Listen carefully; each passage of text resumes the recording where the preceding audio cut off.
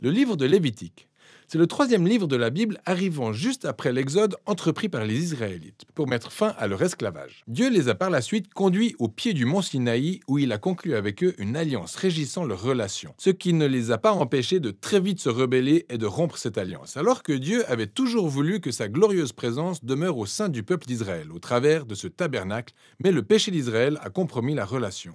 Raison pour laquelle, à la fin d'Exode, le livre précédent, même Moïse, en sa qualité de représentant d'Israël, n'a pas pu entrer dans la tente pour se retrouver en présence de Dieu. Le livre de Lévitique commence par nous rappeler ce problème fondamental avec cette phrase. L'Éternel appela Moïse depuis la tente. La bonne question est donc de savoir comment Israël, par son péché et son égoïsme, peut être réconcilié avec ce Dieu saint. Ce livre apporte la réponse à cette question, à savoir le moyen que Dieu offre gracieusement au peuple pécheur et corrompu de vivre en sa sainte présence. Arrêtons-nous un instant pour approfondir le principe essentiel suivant. Dieu est saint. C'est fondamental pour la compréhension de ce livre. Le terme saint veut simplement dire être mis à part ou unique. Et dans la Bible, Dieu est mis à part de tout le reste en raison de son rôle unique en tant que créateur de toutes choses et auteur de la vie elle-même. Cette sainteté de Dieu implique que l'espace autour de lui est tout aussi saint. Il est imprégné de sa bonté, de sa vie, de sa pureté et de sa justice. Alors, si les Israélites, qui sont d'une nature injuste et pécheresse, veulent vivre en la sainte présence de Dieu, ils doivent aussi devenir saints. Leur péché doit être traité. D'où le rôle du livre de Lévitique qui a une conception symétrique impressionnante. Il développe les trois principaux moyens par lesquels Dieu aide Israël à vivre dans sa présence. Les sections extérieures décrivent les rituels qu'Israël devait pratiquer dans la sainte présence de Dieu. Les sections intérieures suivantes se focalisent sur le rôle des prêtres d'Israël en tant que médiateurs entre Dieu et Israël. Ces sections renferment deux autres sections correspondantes centrées sur la pureté d'Israël. Enfin, en plein cœur du livre figure un rituel clé, le jour des expiations, qui est l'élément central reliant l'ensemble du livre. Le livre s'achève sur une courte section où Moïse appelle Israël à être fidèle à l'alliance. Voyons le livre plus en détail. La première section détaille les 5 principaux types de sacrifices rituels qu'Israël devait pratiquer. 2 d'entre eux étaient des moyens pour un Israélite de remercier Dieu en lui offrant en retour des gages symboliques de ce que Dieu lui avait initialement donné. Les 3 autres sacrifices consistaient à demander pardon à Dieu de différentes manières. Dans ce cas, un Israélite offrait le sang d'un animal tout en confessant que ses péchés ont accru le mal et la mort dans le bon monde créé par Dieu. Mais au lieu de détruire cette personne, Dieu veut naturellement lui pardonner. Ainsi, cet animal meurt symboliquement à sa place et expie ses péchés. Autrement dit, il les rachète. Tous ces rituels contribuaient à rappeler régulièrement aux Israélites ce que sont la grâce et la justice de Dieu, mais aussi les conséquences et la gravité du mal qu'ils commettaient. La deuxième catégorie de rituels concerne les 7 fêtes annuelles d'Israël. Chacune d'elles raconte un aspect différent de l'histoire rappelant comment Dieu les a libérés de l'esclavage en Égypte et conduits à travers le désert jusqu'en terre promise. Et par la célébration régulière de ces fêtes, le peuple d'Israël aurait conscience de son identité et de ce que Dieu représente pour lui. Passons maintenant aux sections sur les prêtres d'Israël. Il y a Aaron et ses fils, les premiers à être consacrés pour se tenir dans la présence de Dieu au nom d'Israël. Et dans cette section correspondante, on découvre les qualités requises pour devenir prêtre. Les prêtres devaient avoir un niveau extrêmement élevé d'intégrité morale et de sainteté rituelle, car ils représentaient le peuple devant Dieu et représentaient également Dieu auprès du peuple. D'ailleurs, on découvre en revenant à la première section pourquoi la sainteté des prêtres est aussi importante. Juste après que la famille d'Aaron soit consacrée, 2 de ses fils font preuve de légèreté en entrant dans la présence de Dieu.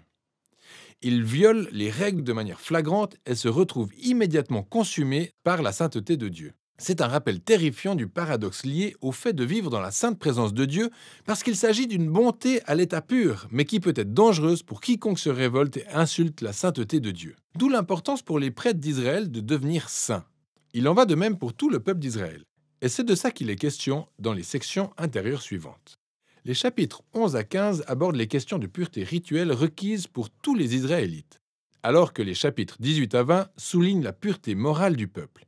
Et voici le décryptage de tout ce jargon de pureté et d'impureté.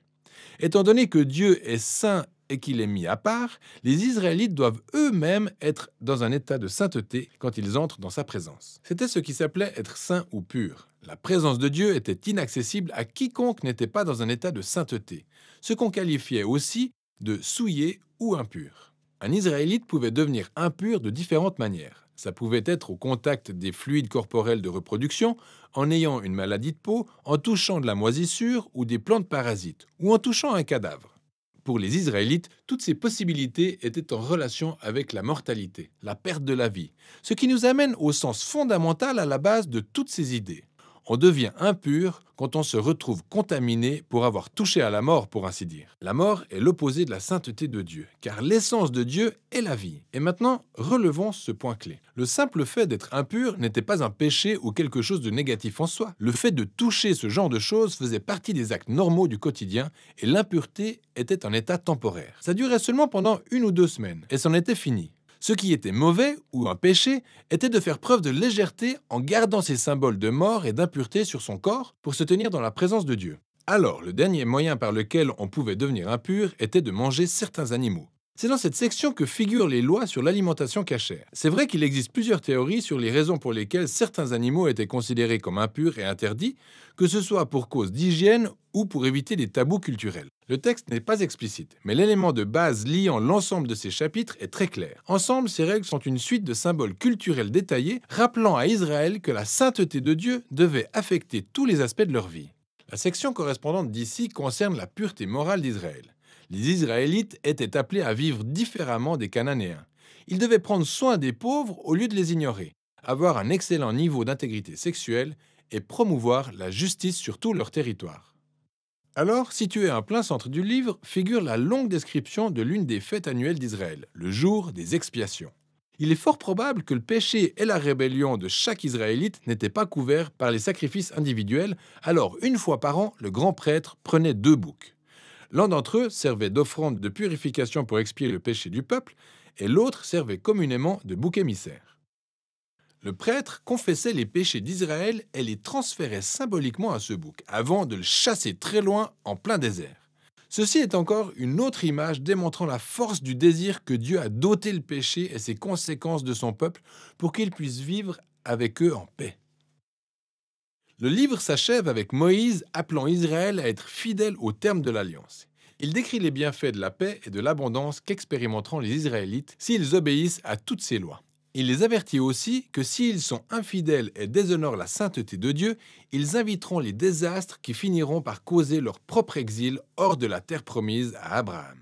Alors, si vous êtes tenté de savoir comment Lévitique s'inscrit dans l'ensemble du récit biblique, vous pouvez lire la première phrase du prochain livre de la Bible, Nombre. Il commence par « L'Éternel appela Moïse dans la tente ». Ainsi, nous voyons que Moïse peut désormais se tenir dans la présence de Dieu au nom d'Israël. Donc, les recettes du livre de Lévitique fonctionnent. Malgré les défaillances d'Israël, Dieu leur a fourni un moyen de racheter leurs péchés pour que Dieu puisse vivre en paix avec un peuple pécheur. Et voilà ce dont il est question dans le livre de Lévitique.